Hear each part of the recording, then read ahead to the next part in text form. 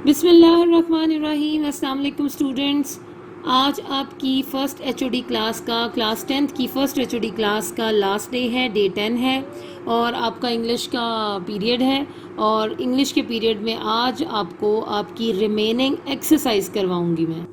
यानी स्टूडेंट्स आप अपनी ये बुक निकाल लीजिए। हम जो लेसन रीड कर रहे थे हज़रत मोहम्मद सल्लल्लाहु अलैहि वसल्लम एंड एम्बॉडीमेंट ऑफ जस्टिस, इसकी रीडिंग पिछले दिनों में कंप्लीट हो गई है। आज हम इसकी एक्सरसाइज आपको सॉल्व करने का तरीका बताएंगे। आज के दिन में सिर्फ एक्सरसाइज का काम होगा। देखिए ये ग्लॉसरी वर्ड्स हैं, ये पढ़ने इसलिए ज़रूरी होते हैं कि आपको पता है कि ये आपके ऑब्जेक्टिव के लिए बहुत इंपॉर्टेंट होते हैं। बाज़ औक़ात वो 3-4 मीनिंग्स दे देते हैं और कहते हैं कि बताइए इनमें से क्या ठीक है, या कोई स्पेलिंग्स आ जाते हैं।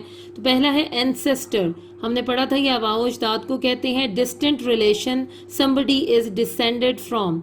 डेस्टिट्यूट, विद नो मनी और पोजेशंस, हमने इसका उर्दू में मतलब पढ़ा था बेसहारा। इक्विटेबल फेयर, यानी कि जो बहुत ही इंसाफ पसंद हो। फर्म, डेफिनेट, बहुत ही मजबूत।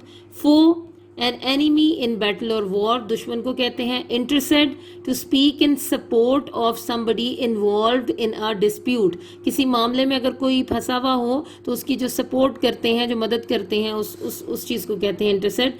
मैग्नीट्यूड, इम्पोर्टेंस और इफेक्ट।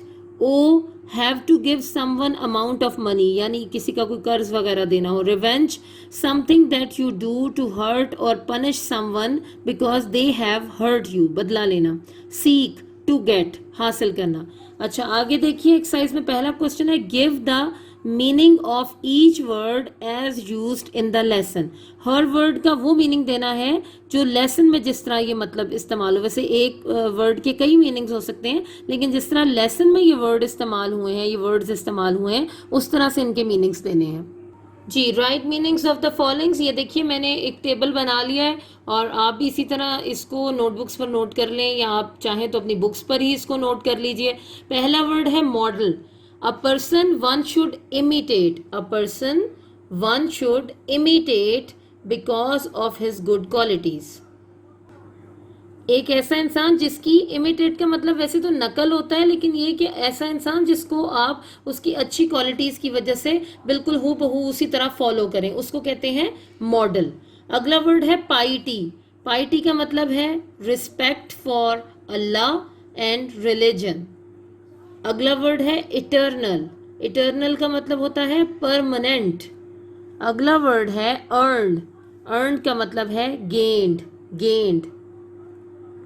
उससे अगला वर्ड देखिए सरमन। सरमन खुतबे को कहते हैं, खुतबे को कहते हैं, और आप इंग्लिश में इसको कहेंगे रिलीजियस लेक्चर। अगला वर्ड है रिवेंज, बदला। To punish someone who has harmed you, punish भी कह सकते हैं इसको, या आप कह सकते हैं कि उससे मतलब आपने, हाँ ठीक है पनिश ही होगा क्योंकि रिवेंज का यही मतलब है बदला लेना किसी भी तरह।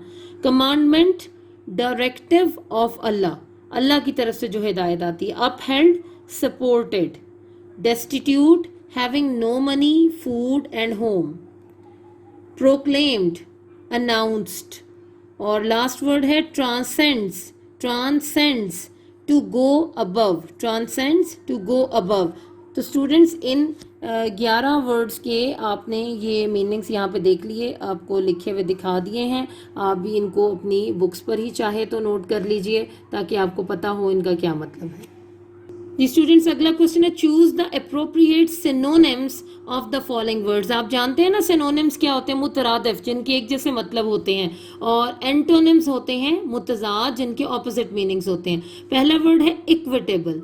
इक्विटेबल का आपने मीनिंग अभी ऊपर ये देखिए, ऊपर चलिए, अगर ग्लॉसरी में भी तो इक्विटेबल का मीनिंग था फेयर, तो हम भी यहाँ से फेयर को इनसर्कल कर लें या टिक कर लें। फेयर, जस्ट, इक्वल है। मैंने पहले जस्ट किया था लेकिन फिर मैंने इसको फेयर कर दिया। फेयर ही ठीक है इसका आंसर, जस्ट नहीं होगा, फेयर। अगला है एंसेस्टर। एंसेस्टर आबाओ अजदाद को कहते हैं। सिंपल इसका मतलब हो सकता है फोर फादर। एंड ये इन्होंने लिखा हुआ है एंटीसीडेंट, फोर फादर, प्रेडिसेसर, तो आप करेंगे फोर फादर, बी को आप ठीक करें, फोर फादर। नेक्स्ट वर्ड है फो। फो दुश्मन को कहते हैं। रिलेटिव, एनिमी, फ्रेंड, तो क्या होगा? एनिमी। अगला है फर्म, मजबूत। एक्सपेंसिव, पावरफुल, परसिस्टेंट, मुस्तकिल आप इसको कहेंगे ना, जो मुस्तकिल तौर पर अपने उस पर रेजोल्यूटली कायम रहता है अपनी बात पर, तो परसिस्टेंट इसका आंसर होगा। ग्लोरियस, लस्ट्रस होगा, स्प्लेंडेड होगा या फेबुलस होगा, तो स्प्लेंडेड इसका आंसर है, स्प्लेंडेड बी। अगला देखिए क्वेश्चन क्या है, give meanings of the following phrasal verbs and use these phrasal verbs in sentences. आपको याद है कि हम डे 9 तक आपको 20 फ्रेजल वर्ब्स आपके नोट से पढ़ा चुके हैं, तो ये उसी तरह के कुछ और फ्रेजल वर्ब्स हैं, guilty of, belong to, exchange for और इन अकॉर्डेंस विद। जी पहला है गिल्टी ऑफ, उसी तरह आप करेंगे कि इसका मीनिंग लिखेंगे और फिर इसका सेंटेंस बनाएंगे। पहला है गिल्टी ऑफ, गिल्टी ऑफ का मतलब होता है मुजरिम या जुर्म करना। She was found guilty of the theft, she was found guilty of the theft. अगला देखिए बिलोंग टू, इसका मतलब होता है ताल्लुक होना। आपने ये अपने आखिरी दिन वाले में या शायद किसी एक दिन में ये फ्रेजल वर्ब पढ़ा है बिलोंग टू, तो आप दोबारा पढ़ लीजिए बिलोंग टू, ताल्लुक होना। She belongs to a noble family, she belongs to a noble family, वो एक मोअज़्ज़ज़ खानदान से ताल्लुक रखती है। अगला है एक्सचेंज फॉर, इसका मतलब है कन्वर्ट करना किसी को, अमूमन पैसों को कन्वर्ट करते हैं, एक्सचेंज करते हैं, तब्दील करना किसी चीज़ में। I exchange dollars for pounds, I exchange dollars for pounds, exchange for आ गया ना उसके अंदर। इन अकॉर्डेंस विद, के मुताबिक या अकॉर्डिंग टू इसका मतलब होता है।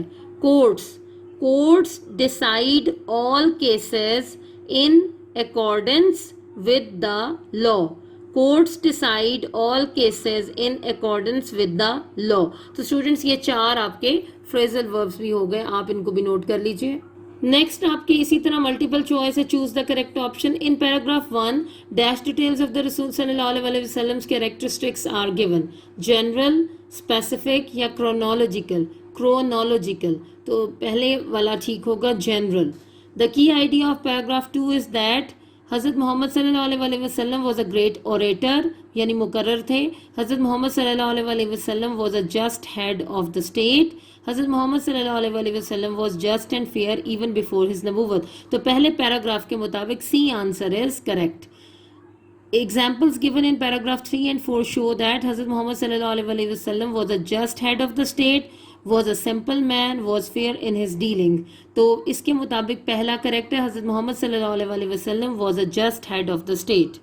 In paragraph 5 shows that Hazrat Muhammad sallallahu alaihi wasallam was a just head of the state. The justice of Hazrat Muhammad sallallahu alaihi wasallam was a source of peace and security for the non-Muslims. Hazrat Muhammad sallallahu alaihi wasallam was just and fair even before his nabuwat. तो इसका answer B is correct according to paragraph 5. आगे देखिए, to home did the रसूल सल्लल्लाहु अलैहि वसल्लम give the following advice when two men come to you for judgement, never decide in favour of one without hearing the arguments of the other, it is then most likely that you will know the truth. हज़रत Abu बकर सिद्दीक रज़ी अल्लाह ताला अन्हु से कहा था उन्होंने, हज़रत अली रज़ी अल्लाह ताला अन्हु से कहा था, या हज़रत उमर फारूक रज़ी अल्लाह ताला अन्हु से। तो आंसर बी इज़ करेक्ट, हज़रत अली रज़ी अल्लाह ताला अन्हु। जी नेक्स्ट ये क्वेश्चन आंसर्स हैं, ये आप कर चुके हैं। ये 6 क्वेश्चंस आपको इन्हीं में से दिए गए थे, एक्सरसाइज में से, और 6 जो आपके लेसन के अंदर होते हैं वो दिए गए हैं, मतलब 5 वहाँ से थे और 1 आपकी थीम थी। अब आगे देखिए ये क्या है, कंक्रीट नाउन्स, कंक्रीट नाउन्स, और ये है एब्स्ट्रैक्ट नाउन्स। आपने ये पढ़े हुए हैं। कंक्रीट नाउन्स क्या होते हैं, जो सॉलिड नाउन्स होते हैं। For example, the revenge of the father can not be taken on his son, ये फादर और सन जो अंडरलाइन है ये कंक्रीट नाउन की एग्जाम्पल है कि प्रॉपर ये नाउन है। The underlined words are concrete or material nouns as they refer to concrete things, यानी solid हैं। Abstract nouns, for example, he decided their case with equity and justice. Equity and justice जो underlined words हैं ये abstract nouns होते हैं जो कि किसी quality, feeling और इन चीज़ों को describe करते हैं। The underlined words are abstract nouns as they refer to ideas, qualities और states, यानी आपकी हालत। तो अब क्वेश्चन है, identify whether each underline word is a concrete और an abstract noun. She puts much effort into her studies as she wants to score good marks. Effort एक abstract noun है क्योंकि ये बाहर तो नज़र नहीं आ रहा, लेकिन जो आप कोशिश कर रहे होते हैं उसको कहते हैं, और स्टडीज एक सॉलिड चीज़ है तो it is concrete noun. They recommended him for his justice and truthfulness. Justice and truthfulness both are abstract nouns. ये qualities है ना। Keep the balls in the basket. Ball जो है वो एक सॉलिड चीज़ है, वो कंक्रीट नाउन है, और बास्केट भी एक कंक्रीट नाउन है। The dishonest trader is losing the trust of his customers. Trader concrete noun है, ट्रस्ट एब्स्ट्रैक्ट नाउन है, कस्टमर्स भी कंक्रीट नाउन है। He did not take good care of his pet. Care जो है वो abstract noun है, और पेट जो है वो कंक्रीट नाउन है। अगला देख लीजिए, choose whether each sentences need an indefinite article a an a definite article the और नो आर्टिकल। ये आर्टिकल्स के बारे में भी आप क्लास 9th में पढ़ चुके हैं। अच्छा जी देखिए, इसमें ए आएगा, एन आएगा, या द आएगा, या कोई भी आर्टिकल नहीं आएगा। He asked me dash a very hard question. He asked me a very hard question. अच्छा स्टूडेंट्स, अगर यहाँ क्वेश्चंस होता, he asked me dash very hard questions, तो क्या आना चाहिए था? कुछ भी नहीं, नो आर्टिकल, क्योंकि ज़्यादा हो जाते हैं ना क्वेश्चंस, उसके साथ ना आ सकता है, ना एन, ना द वेरी हार्ड क्वेश्चन, ज़रूरत नहीं है उसकी। He asked me a very hard question. Dash question that he asked me was easy. The question that he asked me was easy. Have you seen dash my scarf? A my scarf, and my scarf, the my scarf नहीं आता obviously, तो फिर no article. Could you please pass me dash salt, the salt? Is there a good restaurant around here? The restaurant that my friend owns is very good. I have several dash good friends. No article, na a आएगा, ना an, ना the. The UAE is a beautiful country. I will see you in a week. I am on a vacation until Monday. आगे देखिए students, it is noun phrase, about noun phrase. A noun phrase is a group of words that does the work of a noun, जो noun का काम करते हैं। For example, as a young trader he earned reputation of being an honest, fair and just businessman. ये एक पूरी phrase होती है जिसमें जो नाउन ही की तौर पर काम कर रहे होते हैं। तो ये अंडरलाइन वर्ड्स को आप देख रहे हैं। अब हम एक्सरसाइज देखते हैं इसकी। Underline the noun phrases in the following sentences. This is an old fashioned hat. तो an old fashioned hat जो है वो आपकी noun phrase है। We discovered Fahad's plans. Fahad's plans को underline कर लीजिए, it is noun phrase. A rolling stone gathers no moss. A rolling stone भी आपकी noun phrase है, और no moss भी. The recent flood caused heavy damage. The recent flood भी आपकी noun phrase है, और heavy damage भी. An oral presentation can be interesting. An oral presentation is noun phrase. Past indefinite and past continuous tenses जो आप पढ़ चुके हैं, और इस HOD क्लास में आपको tenses रिवाइज करने के लिए भी दिए जाएंगे। Fill in each blank with past indefinite or past continuous tense of the verb in brackets. What dash you do? अब यहाँ पर क्या आएगा? What were you doing when I called you last night? What were you doing when I called you last night? I was sitting in the cafe when you called me. When you arrived at the bus stand, who was there? Shamsa was watching a film when she heard the noise. We were playing tennis when Javed hurt his ankle. Hurt की आपको पता है यही forms होती हैं, तीनों forms of verb होती हैं, हर्ट हर्ट हर्ट, तो इसीलिए हर्ट ही आएगा यहाँ पर। जी स्टूडेंट्स, मैंने ये पंक्चुएशन नहीं की, पंक्चुएट द फॉलोइंग पैराग्राफ। आप इस पंक्चुएशन को करने का आसान तरीका ये है कि पीछे से लेसन में जाइए और वहाँ लेसन के मुताबिक आप खुद इसको पंक्चुएट कीजिए। इसमें पंक्चुएशन मार्क्स लगाइए, कहाँ पे कैपिटल लेटर आएगा, कहाँ comma, full stop, question mark, inverted commas. तो लेसन में से इसको देखकर आप खुद इसको फिल कीजिएगा। तो यहाँ तक आपकी एक्सरसाइज थी, जो कुछ रिटन काम था। आगे कुछ ओरल कम्युनिकेशन है, वो आप क्लास में आएंगे तो हम उनको डिस्कस कर लेंगे। तो स्टूडेंट्स, आज डे 10 पर आपकी एक्सरसाइज भी कंप्लीट हो गई। आपसे मैं उम्मीद करती हूँ कि आप इस फर्स्ट HOD क्लास का काम रोज का रोज करेंगे, ताकि आपको आखिर में किसी मुश्किल का सामना ना करना पड़े। आप रोज का काम रोज करेंगे तो आपका काम जल्दी भी हो जाएगा और आपको याद भी हो जाएगा। Thank you. अस्सलाम वालेकुम स्टूडेंट्स, डे 10 में आपको वेलकम कहते हैं। आपकी आज इस फर्स्ट HOD का ये आखिरी दिन है। आइए देखते हैं हम इसमें उर्दू का क्या पढ़ेंगे। जी स्टूडेंट, हम यहाँ से पढ़ेंगे आज। मिर्जा साहब घंटों मुतालिया करते थे। उनके कुतुब खाने में हर तरह हर इल्म की किताब मौजूद थी। मुलाजमत दरसो तदरीस ही की थी, इसलिए नई से नई किताब पढ़ते रहते थे। फरमाते थे कि अगर मैं इतना मुतालिया ना करूं तो इन अंग्रेज प्रोफेसरों के आगे कैसे ठहर सकता हूं। पेंशन लेने के बाद भी उनका वाहिद मशगला मुतालिया कुतुब ही रहा। उनका यह शुगल अब तक जारी था। पेंशन का बड़ा हिस्सा किताबें खरीदने में सर्फ कर देते थे। इसको सिर्फ नहीं पढ़ना, सर्फ कर देना मतलब खर्च कर देते थे। मिर्जा साहब की जिंदगी बड़ी सीधी सादी थी। कर्रो फर या ठाठ बाट से कभी नहीं रहे। घर की सवारी हमने उनके पास कभी नहीं देखी। मादे के मरीज थे, पैदल ज्यादा चलते थे। सुबह टहलने जरूर जाते थे, रात को जल्दी सो जाते थे। खेल तमाशे सिनेमा थिएटर कुछ नहीं देखते थे। खुदा के फजल से घर का आराम इन्हें मैसर था। उनकी बेगम भी अदबी ज़ौक़ रखती थी। 2-1 नावल उनके भी शाया हो चुके हैं। औलाद सादतमंद, बीवी सलीका शुआर, पेंशन इतनी के बुढ़ापे में किसी की मुताजी नहीं। खाना सादा, लिबास सादा, रहन सहन सादा, और फिर एहतियाज हो तो किस बात की। एहतियाज का मतलब मोहताजी होता है, किस बात की जरूरत या मोहताजी है। कल्बे मुतमइन्ना की दौलत से माला माल थे, यानी उनका दिल जो है वो, कल्बे मुतमइन्ना का मतलब होता है इत्मीनान भरा दिल, सुकून भरा दिल। रेडियो पाकिस्तान कराची से 12 साल पहले एक प्रोग्राम दानिश कदा शुरू किया गया था, जिसमें 4 दानिश्वर बुलाए जाते थे और सुनने वालों के सवालों के जवाब फिल बदी दिया करते थे।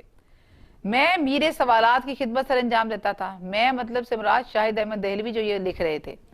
मैंने सोचा कि मिर्जा साहब अगर इस प्रोग्राम में शिरकत फरमाना मंजूर कर लें तो इस प्रोग्राम को 4 चांद लग जाएं। चांचे मैं मिर्जा साहब की खिदमत में हाजिर हुआ। अर्ज मुद्दा सुनकर मुतबस्सम हुए। फरमाया, आदमी शोहरत के लिए कोई काम करता है या दौलत के लिए? मुझे ना इसकी जरूरत है ना उसकी। मैंने कुदरी कर ली मतलब बहुत इसरार किया। मिर्जा साहब टस से मस न हुए। मिर्जा साहब बहुत कायदे करीने के आदमी थे, जो कह देते थे उससे ना हट फिरते।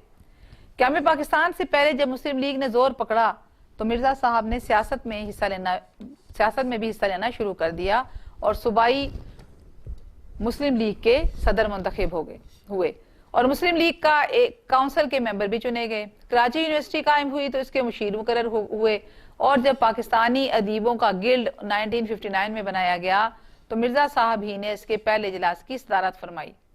मिर्जा साहब बज़ाहिर अलील नहीं मालूम होते थे। अलील मतलब बीमार। एकहरा डील, उजला रंग, कुशादा पेशानी, घनी भौंओं के साए में बड़ी बड़ी रोशन आंखें, रुखसारों की हड्डियां उभरी हुई, कतरवा मूछें। हंसते तो सामने के 2-4 दांत टूटे हुए नजर आते मगर बुरे ना लगते थे। दाढ़ी मुंडी हुई, धान पान से आदमी थे, यानी बिल्कुल पतले से जो है ना सूखे से आदमी थे।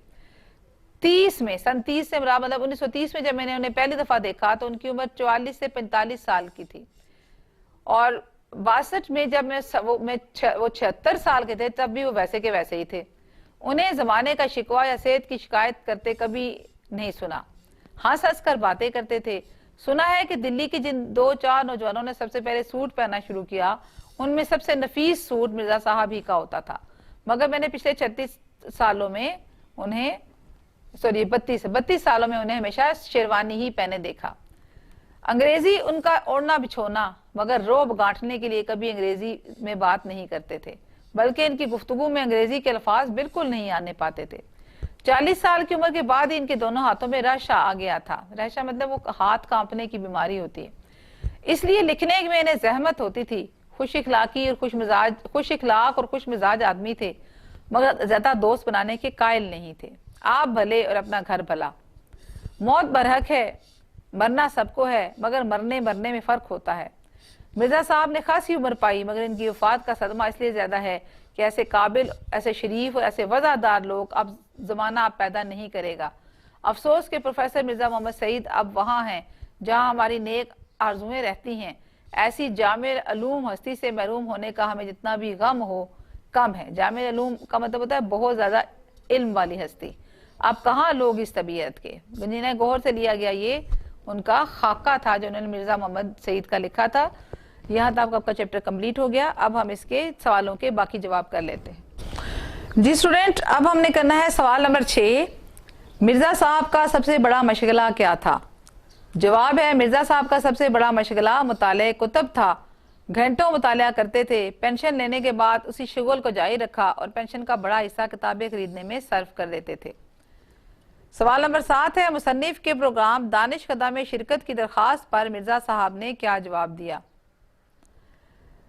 जवाब है रेडियो पाकिस्तान कराची से नशर होने वाले मुसन्निफ के प्रोग्राम दानिश कदा में शिरकत की दरख्वास्त पर मिर्जा साहब ने फरमाया, आदमी शोहरत के लिए कोई काम करता है या दौलत के लिए? मुझे ना इसकी ज़रूरत है ना उसकी। मुसन्निफ ने बहुत इसरार किया मगर मिर्जा साहब टस से बस ना हुए। कायदे करीने के आदमी थे जो कह देते इससे ना फिरते। सवाल नंबर 8, मिर्जा साहब का हुलिया बयान कीजिए।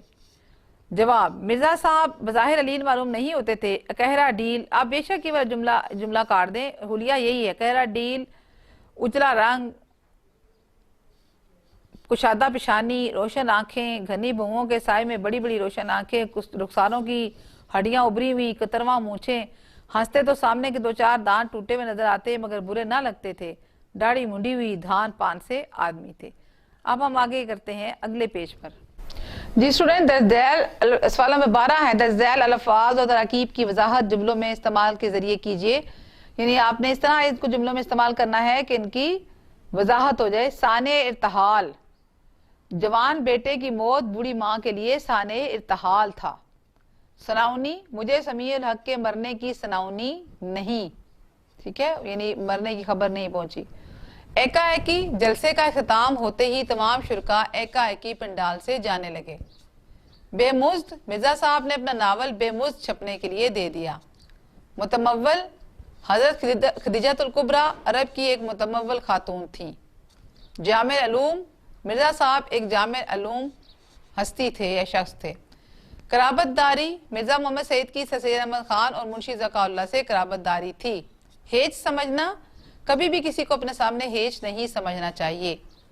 शुदा, मिर्जा साहब की शोहरत शुदा सारे मुल्क में फैल गई। कर्रोफर, अक्सर लोग कर्रोफर और ठाठ बाज से जिंदगी गुजारना पसंद करते हैं।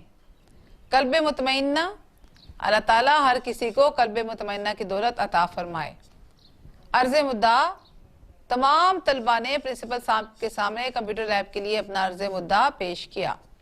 मुतबस्सम, बेटे की कामयाबी की खबर सुनकर वालदा का चेहरा मुतबस्सम हो गया। राशा, मलक सिकंदर को आखिर उम्र में राशा की बीमारी लाहक होगी। जुमले हैं और इसको आप एक दफ़ा लिखेंगे और उसको याद भी कर लीजिएगा क्योंकि मुश्किल अल्फाज है। खुद से आप जुमले बना सकते हैं लेकिन बाज़ औक़ात मुश्किल अल्फाज के खुद से जुमले नहीं बनते। खाका, खाका क्या, यानी खाका जो भी हमने पढ़ा ये होता क्या है? किसी शख्स की ज़िंदगी के कुछ पहलुओं को इस तरह नुमाया करना कि उसका तारुफ भी हो जाए और वो इसकी सवाने ना हो। दोबारा देखें, किसी शख्स की जिंदगी के कुछ पहलुओं को इस तरह नुमाया करना कि उसका तारुफ भी हो जाए और उसकी सवाने ना हो। सवाने क्या है? सवाने किसी शख्स की मुकम्मल हालात जिंदगी जो लिखे जाते हैं उसको कहते हैं सवाने निगारी। खाका और सवाने में यही फर्क है कि सवाने में मुकम्मल हालात जिंदगी लिखे जाते हैं जबकि खाके निगारी में कुछ पहलू जो है वो बताए जाते हैं जिंदगी के जो नुमाया पहलू हैं। खाका कहलाता है। खाके में इस शख्स के अफकार और किरदार, खूबियों और खामियों पर रोशनी डाली जाती है। उर्दू में मौलवी अब्दुल हक और रशीद अहमद सिद्दीकी, शाहिद अहमद देलवी और मोहम्मद तुफैल ने उम्दा खाके लिखे हैं। यह है खाका की डेफिनेशन। इसके अलावा बेटा आपका एक और भी काम है, इंशाल्लाह आप इस वीडियो को देखिए। इसके अलावा मैं आपको एक छोटी सी वीडियो आपके व्हाट्सएप नंबर्स पर भी भेजूंगी जिसमें कि जुमले के अज्जाए तरकीबी जो हैं वो आपको एक एक करके अलग अलग करके समझाऊंगी।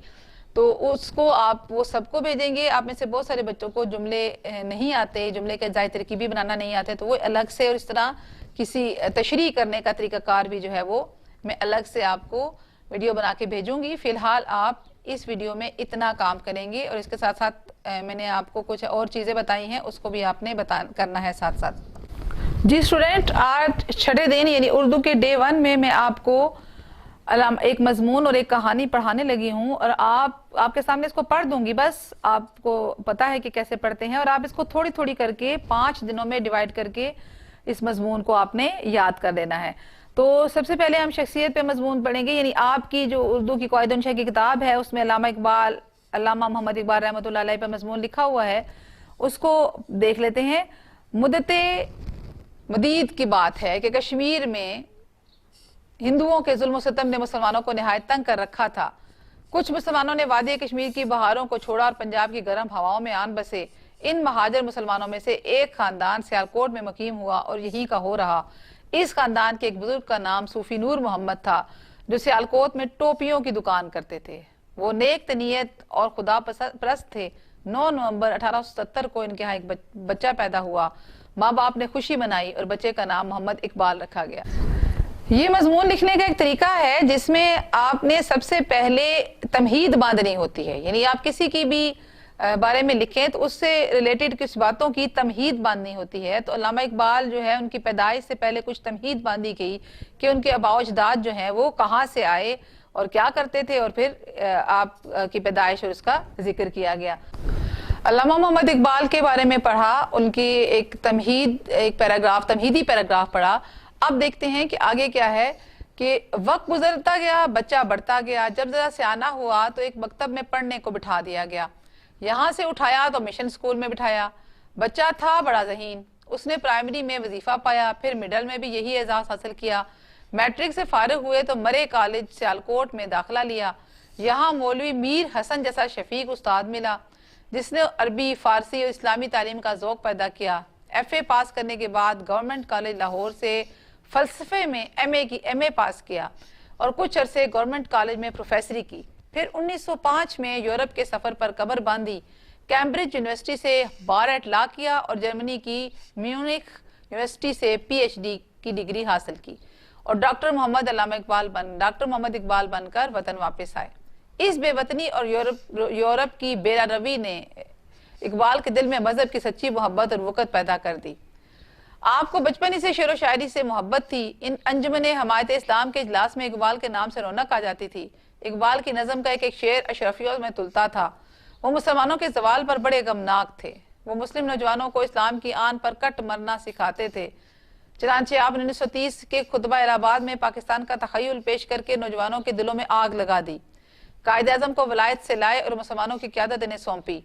इकबाल जानते थे कि मोहम्मद अली जिन्नाह ही वो शख्सियत हैं जिन्हें ना तो खरीदा जा सकता है, ना रास्ते से हटाया जा सकता है। पाकिस्तान के हसूल के लिए उनसे ज़्यादा मौजू मुसलमानों में से कोई नहीं।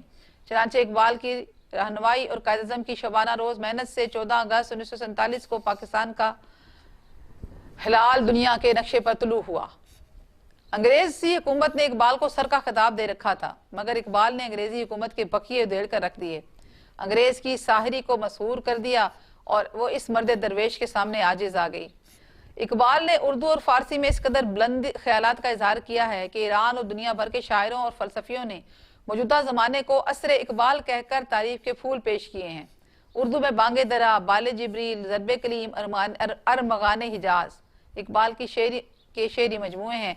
फारसी में प्यामे मशरिक, ज़बूर अजम, मसनवी, इसार मूज, जावेदनामा और अरमगाने हिजाज का कुछ हिस्सा शामिल है।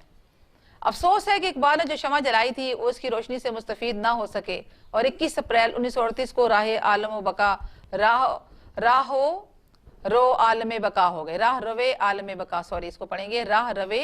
आलम बका हो गए, यानी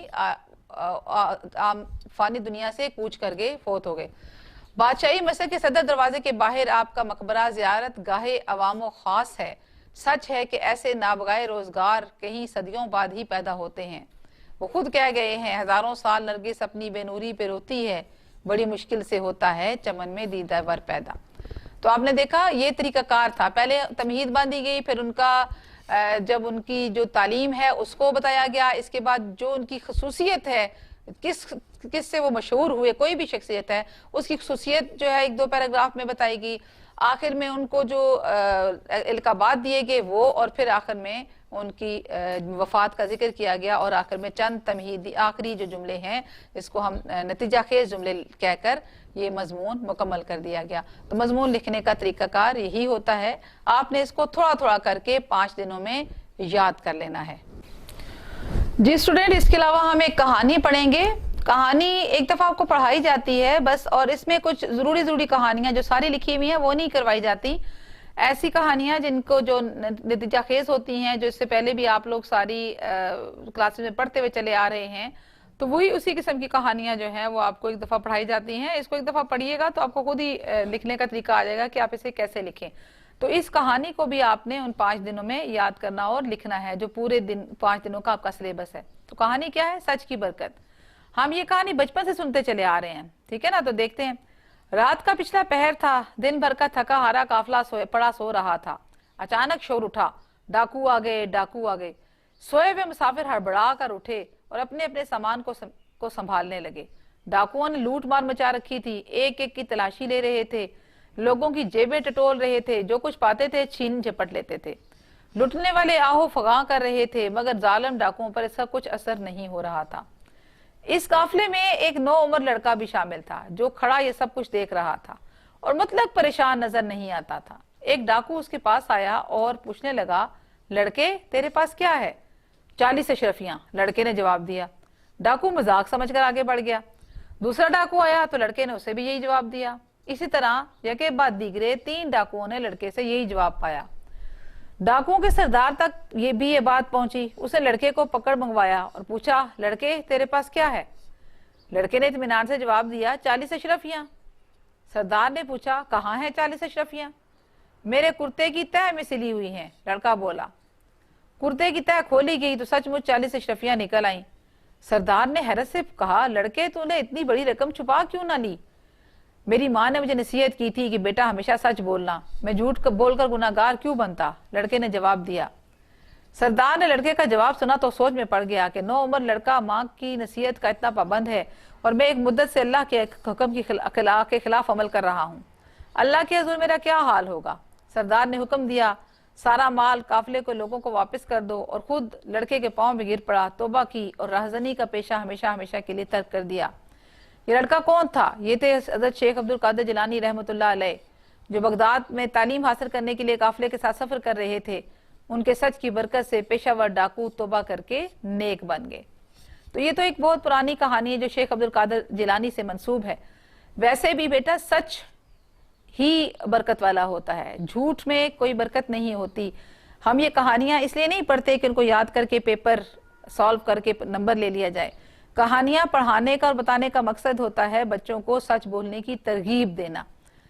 तो सच ही दुनिया की वाहिद वो हकीकत है बेटा जो कि हमेशा कायम रहेगी, जिसको जो कि अबदी होती है। झूठ के पाँव नहीं होते, एक ना एक दिन खुल जाता है। झूठ बोलने वाला हमेशा शर्मिंदा रहता है, जबकि सच बोलने वाला हमेशा सर बुलंद रहता है, वो हमेशा सर उठा के चलता है। तो हमें हमेशा बेटा झूठ से परहेज करना है, सच बोलना है, ताकि हमारा निशान भी, हमारा नाम भी सच्चों में लिख लिया जाए। तो ये तो है आपकी उस जो सिलेबस आगे मैं पढ़ाऊंगी, उसके अलावा आपका ये ग्रामर का सिलेबस, और ये मैंने पहले दिन पढ़ा दिया है। अब आप इसको थोड़ा थोड़ा करके बाकी 5 दिनों में याद करेंगे। बेटा अब डे 5 का हम काम शुरू करेंगे और डे 5 में हम चैप्टर नंबर 8 के 2 थ्योरम आज करेंगे। अच्छा बेटा, चैप्टर नंबर 8 हम करेंगे और उसका थ्योरम नंबर 1 है। मैं कहता हूँ आपको साथ साथ अलजबरा के साथ साथ ज्योमेट्री का काम भी हम साथ साथ करें। तो थ्योरम नंबर 1 ये है कि in an obtuse angle triangle. Obtuse angle कौन सा होता है? जो 90 से बड़ा हो उसे हम ऑब्स्ट्यूज एंगल ट्रायंगल कहते हैं। यानी कि एक ट्रायंगल है जिसमें एक एंगल के ऑब्स्ट्यूज है। यहाँ कामा आ गया तो हमने एक ट्रायंगल बना ली ABC, जिसमें एक एंगल क्या है? ऑब्स्ट्यूज है, यानी कि 90 से ग्रेटर है। The square on the side opposite to the obtuse angle. जो हमारे पास ऑब्स्ट्यूज एंगल का अपोजिट साइड है उसका स्क्वायर, वो अपोजिट साइड कौन सी है? BC। उसका जो स्क्वायर लेंगे is equal to the sum of the square on the side containing the obtuse angle together with twice the rectangle contained by one of the sides, comma and the projection on it of the other. अब इस theorem को थोड़ा समझना है, मुश्किल नहीं है, आसान है बहुत, थोड़ा सा समझने की और कॉमन सेंस की जरूरत है। तो हमारे पास एक ट्रायंगल है ABC।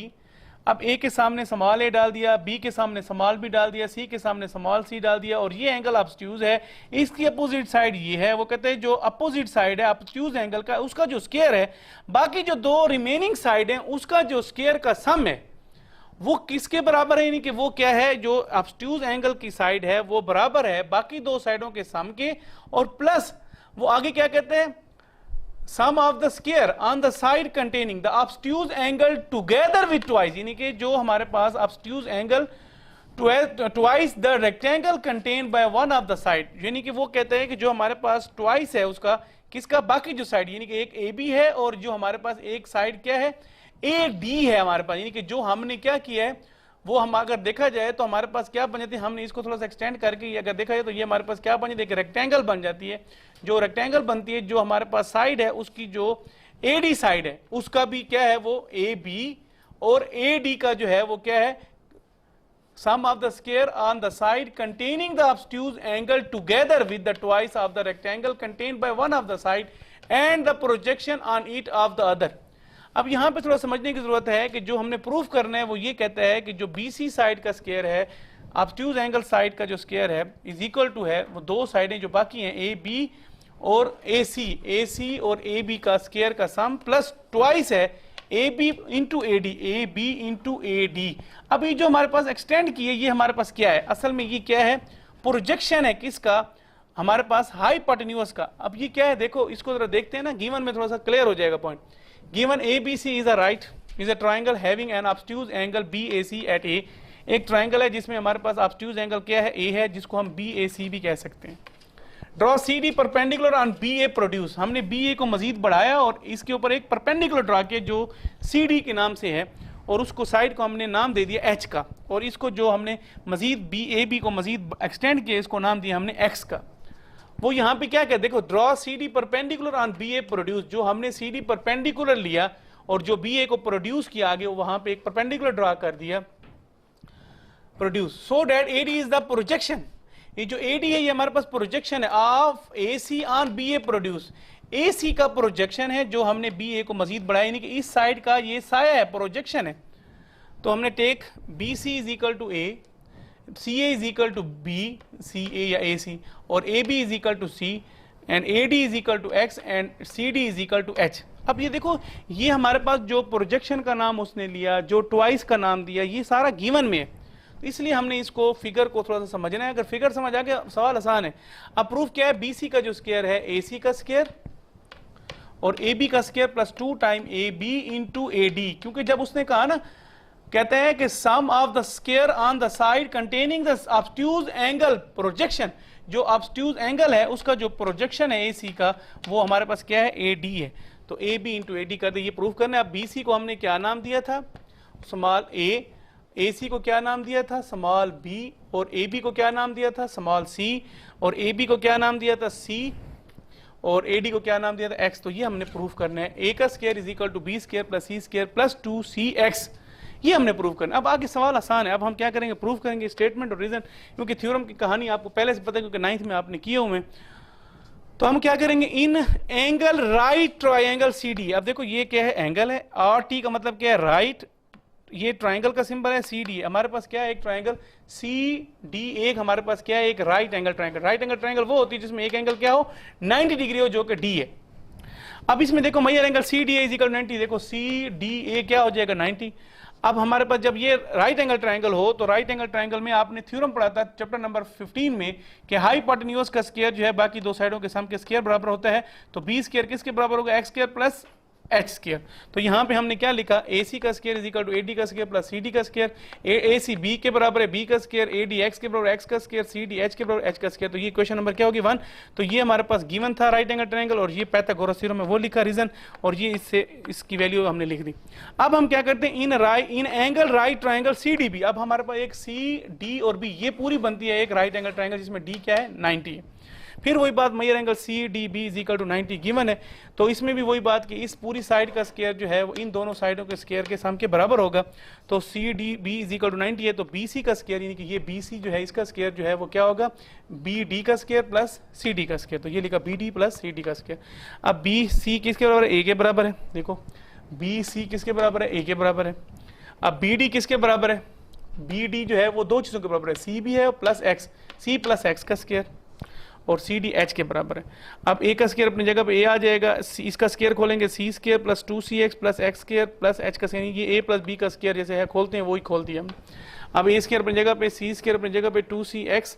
अब X square plus H square किसके बराबर है, ये जो चीज़ ये वाली लिखी हुई है, ये जो X square plus H square है, ये देखा जाए तो ये देखें मेरे पास क्वेश्चन नंबर 1 है, उसमें X square plus H square किसके बराबर, B के बराबर, B स्क्वायर की, तो इसकी जगह B स्क्वायर लिख दिया। तो ये क्या हो जाएगा, A square plus C square plus 2cx plus B square. तो ए स्क्र अपनी जगह पे, बी इधर लिख दो, सी इसके बाद फिर 2cx। तो देखा जाए तो ये प्रूफ यही करना था, ये आ गया कि नहीं आ गया, देखो कितना सिंपल है। दोबारा वही लिख दो, ए की जगह बी सी आ जाएगा, बी सी की जगह ए सी आ जाएगा, सी की जगह ए बी आ जाएगा, सी की जगह ए बी आ जाएगा और एक्स की जगह ए डी आ जाएगा। तो ये हमारा थ्योरम प्रूफ हो जाएगा। बहुत ही आसान था। थ्योरम नंबर 1 आपका कंप्लीट हो गया। अच्छा बेटा, डे 5 का थ्योरम नंबर 2 देखें आप। In any triangle the triangle on the side opposite to acute angle is equal to the sum of the square on the side containing that twice acute angle dimensioned by twice the rectangle contained by one of those side and the projection on it of the other। अब फिर वही बात है, एक triangle हमने लेनी है लेकिन उसमें एंगल जो है वो क्या हो, एक्यूट हो। एक्यूट एंगल वो होता है जो 90 से कम हो, लेस हो। ऑब्ट्यूज हो तो जो 90 से ज्यादा हो। हमने एक ट्राइंगल बनाई ए बी सी जिसमें देखा जाए तो आपको कोई एंगल भी 90 से ग्रेटर नहीं है, सारे 90 से कम है। ट्राइंगल बना ली, लिखा है given A B C with acute angle C A B at A, यानी कि हमारे पास एक ट्राइंगल है ए बी सी जिसमें हमारे पास जो है वो कहता है कि सी ए बी एट ए, यानी कि ए एंगल जो है वो क्या है, एक्यूट है। अब उसने ये कहा कि इसमें वैल्यू डाल दें कि ए के सामने स्मॉल ए, बी के सामने स्मॉल बी, सी के सामने स्मॉल सी डाल दिया। ये लिख दिया B C is equal to A, C is equal to B and A B is equal to C. अब यहाँ पे वो यही बात, वो फिर प्रोजेक्शन की बात करते हैं। जब तक हम परपेंडिकुलर ड्रॉ नहीं करेंगे हमारा प्रोजेक्शन जो है वो ड्रॉ नहीं होगा। तो क्या करें, draw C D perpendicular to A B, यानी कि हमने सी डी एक परपेंडिकुलर ड्रॉ किया किसके ऊपर, ए बी के ऊपर। So that A D is C D is perpendicular to A B, so that A D is projection of A C on A B. तो ए डी हमारे पास क्या है, ए डी, यानी कि इसका नाम डी रखा। ए डी जो हमारे पास है वो क्या है, is a projection of A सी। वो ए सी का क्या है, प्रोजेक्शन है, यानी कि ये हमारे पास क्या हो जाएगा, उसका साया है ऑन ए बी के ऊपर। ए बी के ऊपर ए सी डी हमारे पास क्या है, एक प्रोजेक्शन है। अब वो क्या कहता है, आल्सो ए डी को नाम दे दिया किसका हमने, ए डी को हमने नाम दिया एक्स का और सी डी को नाम दिया एच का, लिख दिया। अब उसने क्या कहा, उसने अब थ्योरम की तरफ चलते हैं।